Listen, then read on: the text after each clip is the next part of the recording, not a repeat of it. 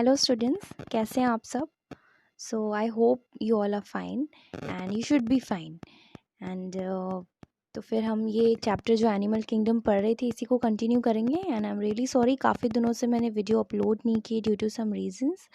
तो अभी चैनल पे रेगुलरली वीडियो अपलोड होती रहेंगी, तो आप लोग मेक श्योर कि आप डेली ही इसे रीच करिए और जो वीडियोस हैं उन्हें देखिए, जो लेक्चर्स हैं उन्हें देखिए और डाउट्स वगैरह आप मुझसे पूछते रहिए, सो दैट हम कॉन्टैक्ट में रहेंगे और आपके भी डाउट्स क्लियर होते रहेंगे, आपको भी ज़्यादा मज़ा आएगा फिर पढ़ने में, है ना। तो आज हमने लास्ट जो हमारी स्लाइड थी, लास्ट जो हमारा लेक्चर था उसमें हमने सिलिंड्रेटा के बारे में पढ़ा था। तो ये जो थर्ड हमारा फाइलम है ये है हमारा टीनोफोरा। तो इनका जो कॉमन नेम होता है सी वॉलनट्स और कॉम जेलीज। इनका हैबिटेट होता है marine, symmetry is radial symmetry, level of organisation is tissue level of organisation. Level of organisation के बाद आता है हमारा बॉडी फॉर्म।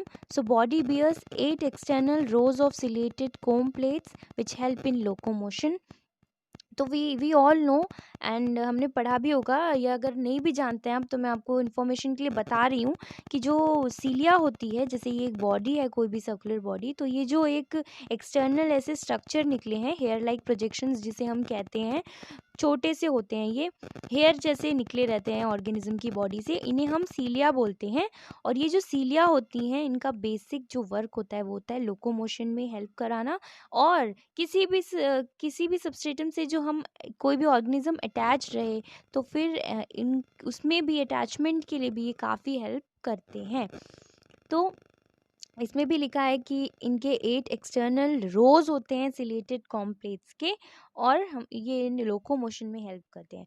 तो इनके जो डाइजेस्टिव सिस्टम होते हैं वो एक्स्ट्रा सेलुलर और इंट्रा सेलुलर होते हैं। अच्छा, अभी ये रेडियल सिमेट्री, ये extra cellular, intra cellular digestion, ये सारे जो टर्म्स हैं ये आपको समझ अगर नहीं आ रहे हैं तो इसका मतलब आपने पीछे की वीडियो नहीं देखी है। तो पीछे की वीडियो को आप ज़रूर जाके देखिए, आपको वहाँ पे सारी चीज़ें एकदम क्लियर समझ में आ जाएगी कि क्या चल रहा है और ये क्या पढ़ रहे हैं हम और ये कौन सा टर्म्स का इस्तेमाल हो रहा है। बहुत अच्छे से मैंने एक्सप्लेन किया है, तो प्लीज़ आप गो थ्रू कीजिए, तभी आपको आगे आने वाले जितने भी हमारे फाइलम्स के बारे में हम पढ़ेंगे उनके बारे में आपको सारी चीज़ें बहुत ही अच्छे से क्लियर हो जाएंगी।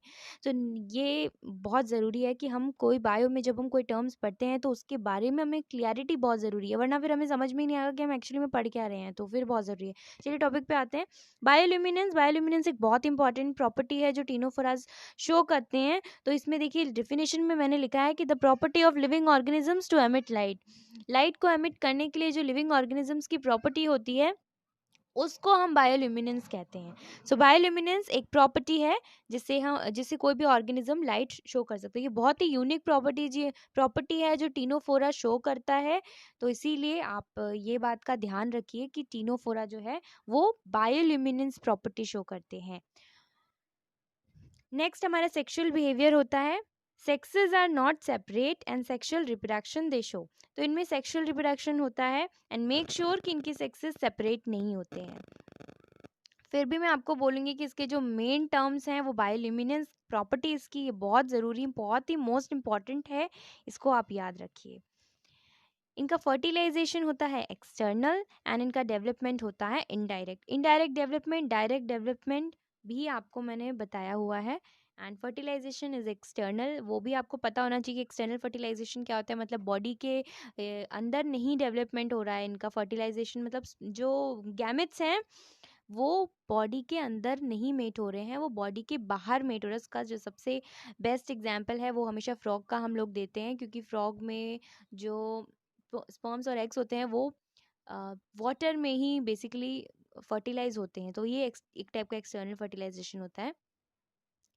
और डेवलपमेंट इनका होता है इनडायरेक्ट। तो इनडायरेक्ट डेवलपमेंट में ये भी एक टर्म है, तो ये टर्म भी मैंने बहुत अच्छे से पिछले स्लाइड्स में पिछले लेक्चर्स में एक्सप्लेन किया है, तो आप प्लीज़ एक बार उसको देखिए। इनका एग्जाम्पल है टीनोप्लेना और प्लूरोब्रेशिया। तो एग्जाम्पल भी दो ही दिए हैं इसमें, और एग्जाम्पल याद करना भी इसका बहुत इजी लगा मुझे, क्योंकि देखिए टीनोफोरा अगर ये फाइलम का नाम है तो टीनोप्लेना इस एग्जाम्पल को याद करना इजी हो जा रहा है, क्योंकि बिल्कुल नाम एकदम इनके मैच कर रहे हैं। सेकेंडली प्लूरोब्रेशिया, तो ये भी आप याद कर सकते हैं इजीली, थोड़ा सा यूनिक नेम है और अगर आप बोर्ड्स के स्टूडेंट्स हैं तो प्लीज़ आप इसको ज़रा लिख के स्पेलिंग प्रैक्टिस कीजिए, क्योंकि एग्जाम स्पेलिंग में बेसिकली ज़्यादा प्रॉब्लम होती है। और बोर्ड्स के स्टूडेंट हैं आप तो भी मैं तो आपको ये सजेस्ट करूँगी तो भी आप दोनों एग्जाम्पल याद करके जाइए। स्टूडेंट्स क्या करते हैं, एक ही एग्जाम्पल याद करके जाते हैं तो उनको प्रॉब्लम होती है बाद में। तो ऐसा नहीं है कि सिर्फ टीनो प्लेना ही याद कर लिया, प्लूरोब्रेशिया भी याद कीजिए। एमसीक्यूज में जब आप फाइनल क्वेश्चंस पढ़ेंगे तो उसमें प्लूरोब्रेशिया का एग्जाम्पल भी पूछा गया है, तो एग्जाम्पल्स पे थोड़ा ध्यान दीजिए। क्या है ये टीनो प्लेना का, टीनोफोरा का हमारा एग्जाम्पल है। देखिए बॉल जैसा होता है और ये है इसके सिलेटेड प्लेट्स जो कि इनको लोकोमोशन में हेल्प करता है। ये है इनका बायोल्यूमिनेंस प्रॉपर्टी। देखिए यहाँ पे लाइट एमिट कर रहा है ये बॉडी, तो ये इनका बायोल्यूमिनेंस प्रॉपर्टी होता है। नेक्स्ट हम फाइलम पढ़ेंगे प्लैटीहेल्मिन्थस।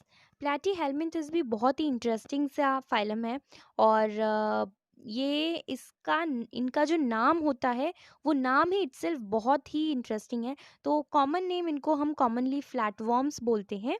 अब फ्लैटवर्म्स हम क्यों बोलते हैं, क्योंकि ये डॉर्सो वेंट्रली फ्लैटेंड बॉडी होती है। अच्छा यहाँ पे वापस से एक टर्म आ रहा है, डॉर्सो वेंट्रली फ्लैटेंड बॉडी। यहाँ पे स्टूडेंट्स कंफ्यूज हो जाते हैं कि ये डॉर्सो और वेंट्रली फ्लैटेंड बॉडी क्या होता है। अब जब भी आप आगे के क्वेश्चन सॉल्व करेंगे तो डॉर्सल, वेंट्रल, पोस्टीरियर, एंटीरियर ये वर्ड्स बहुत यूज किए जाते हैं। तो इन वर्ड्स के लिए मैं क्लैरिफिकेशन दे देती हूँ कि देखिए डॉर्सल मतलब होता है बैक साइड, डॉर्सल मतलब होता है बैक, और वेंट्रल मतलब होता है फ्रंट। ठीक है, तो अगर मैं आपसे पूछूं कि हमारा फेस डॉर्सल है या वेंट्रल है तो क्या बताएंगे आप? वेंट्रल है। और हमारा जो बैक है, हमारा जो बैक बोन है वो डॉर्सल है या वेंट्रल है? वो डॉर्सल है। नो कंफ्यूजन्स, एग्जाम्पल अच्छा सा दे दिया। अब देखिए पोस्टीरियर और एंटीरियर भी एक टर्म आएगा और ये दोनों रिलेटेड है, इसलिए मैं अभी बता दे रही हूँ, बाद में आपको कंफ्यूजन्स नहीं होगा। पोस्टीरियर होता है डॉर्सल, पोस्टीरियर और डॉर्सल का मतलब एक ही होता है। ह्यूमंस में हम ज़्यादातर पोस्टीरियर वर्ड का इस्तेमाल करते हैं, बाकी सारे ऑर्गेनिजम्स में हम ज़्यादातर डॉर्सल वर्ड का इस्तेमाल करते हैं। एंटीरियर होता है वेंट्रल यानी फ्रंट, तो पोस्टीरियर और डॉर्सल का मतलब होता है बैक एंड वेंट्रल और एंटीरियर का मतलब होता है फ्रंट। अब ये दो टर्म्स, ये चार मैंने देखिए ये चारों को एक बार में समझा दिया। तो अगर flat worms dorso ventrally flattened होते हैं, इसका मतलब वो फ्रंट से भी और बैक से भी फ्लैटेंड ही होते हैं, है ना। मतलब ऐसा नहीं है कि उनका बैक तो डॉर्सल साइड तो उनका फ्लैटेंड है लेकिन उनका वेंट्रल साइड फ्लैट नहीं है, ऐसा नहीं है। उनका दोनों साइड ही फ्लैटेंड बॉडी है, एकदम ही बहुत ही मतलब बहुत ही पूरी फ्लैट ही है समझ लीजिए। हैबिटेट इनका होता है एंडोपैरासाइट्स। अच्छा एंडोपैरासाइट्स क्या होते हैं? एंडोपैरासाइट्स वो होते हैं जो एनिमल्स में पाए जाते हैं। अब ये एक टर्म वापस से आया है फिर आपको कंफ्यूज करेगा, इसमें भी दो टर्म होते हैं, एंडोपैरासाइट्स होते हैं और एक्टोपैरासाइट्स होते हैं। So let me explain you this first. कौन से होते हैं? पैरासाइट्स वो होते हैं जो किसी भी दूसरे ऑर्गेनिज्म पे डिपेंड रहते हैं अपने फूड के लिए या लिविंग के लिए, उनका नेचर ही ऐसा होता है। लेकिन पैरासाइट्स भी दो टाइप के होते हैं, एक हमारे होते हैं एंडोपैरासाइट्स, दूसरा ही हमारा होता है एक्टो पैरासाइट्स, एक्टोपैरासाइट्स। ठीक है, तो एंडोपैरासाइट्स वो होते हैं और एक्टो वो होते हैं जो एनिमल्स के ऊपर रहते हैं। तो ये क्या होते हैं? ये एंडोपैरासाइट्स होते हैं, यानी ये बॉडी के, ये किसी भी एनिमल के अंदर पैरासाइट की तरह रहते हैं। तो ये एक टर्म क्लियर हो गया। सिमेट्री होती है इनकी bilateral symmetry and they are triploblastic. Again ये दोनों टर्म्स मैंने एक्सप्लेन कर रखा है, पिछली वीडियोस पे जाइए। लेवल ऑफ ऑर्गेनाइजेशन इनमें होता है organ level of organisation and ये होते हैं एसिलोमेट। अब ये भी मैंने बताया, ये टर्म्स भी अच्छे से मैंने समझाया है। बॉडी फॉर्म इनमें हुक एंड सकर वाला बॉडी फॉर्म होता है जो कि पैरासिटिक फॉर्म में होता है।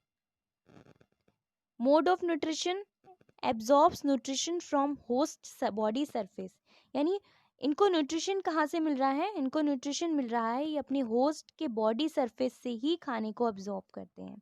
एक्सक्रीटरी सिस्टम में इनका फ्लेम सेल्स प्रेजेंट होता है, सेक्सेस सेपरेट होते हैं, इनमें सेक्सुअल प्रोडक्शन होता है, फर्टिलाइजेशन इंटरनल होता है, डेवलपमेंट इनका लार्वल स्टेजेस यानी इनडायरेक्ट डेवलपमेंट होता है, यानी इनमें लार्वा बनता है। एग्जाम्पल्स में प्लेनेरिया है, टेनिया है एंड फैसियोला है। अच्छा, फेसियोला का जो कॉमन नेम है वो है लिवर फ्लूक, टेनिया का जो कॉमन नेम है वो है टेप वोम, एंड प्लेनेरिया में एक प्रॉपर्टी होती है वो है हाई रीजेनरेशन कैपेसिटी, यानी अगर वो कहीं से भी कट भी हो गई तो वो तुरंत रीजेनरेट यानी दोबारा से फॉर्म हो जाती है उसकी बॉडी। तो ये और बहुत ही हाई रीजेनरेशन रेट होता है, इसलिए इनकी जो रीजेनरेशन कैपेसिटी होती है वो बहुत ही हाई होती है। ये एग्जाम्पल याद रखिएगा। ये है हमारे प्लेनेरिया और ये हमारा टेप फॉर्म है, ये हमारा लिवर फ्लूक है। देखिए इसमें हुक एंड सकर अपैरेटस दिख रहा है, हुक एंड सकर। तो आपको पता होगा कि सकर क्या होता है, सकर मतलब किसी चीज़ को सक करना। तो ये लोग क्या करते हैं, अपना जो न्यूट्रिशन होता है वो अपने होस्ट पे डिपेंड रहते हैं, तो ऑफ कोर्स उसे सकिंग के थ्रू उसे ये लोग न्यूट्रिशन को लेते हैं एंड देन डिपेंड रहते हैं टोटली अपनी होस्ट पे, और एंडोपैरासाइट्स होते हैं। बस इतना ही समझिए और ये टर्म्स को बहुत अच्छे से क्लियरली याद करके रखिए और एग्जाम्पल्स को याद कीजिए। एज आई टोल्ड यू कि ये प्लेटफॉर्म्स होते हैं तो ऑब्वियसली इनका स्ट्रक्चर बहुत ही फ्लैट सा होगा। Liver fluke, tape form and planaria, ये तीन ही एग्जाम्पल्स हैं। सो इस वीडियो के लिए इतना काफ़ी होगा। आई होप कि आपको अच्छे से सारे जो भी मैंने टर्म्स समझाए वो सारी टर्म्स आपको अच्छे से समझ में आए होंगे। कोई भी डाउट है तो मुझे कमेंट करके पूछिए या फिर मेरे इंस्टाग्राम पे मुझे मैसेज कीजिए, और कोई भी डाउट अपने पास मत रखिए, इस डाउट को मुझसे बताइए, मुझसे शेयर कीजिए और मैं उस डाउट्स को वीडियो के थ्रू भी क्लियर करूँगी अगर आपको समझ में ना आ रहा हो तो, लेकिन बताइए। And thanks for watching, and मेरे चैनल को सब्सक्राइब करना मत भूलिए, बेल आइकन को प्रेस कीजिए एंड लेटेस्ट वीडियो के लिए अपडेटेड रहिए। Thank you, thanks for watching.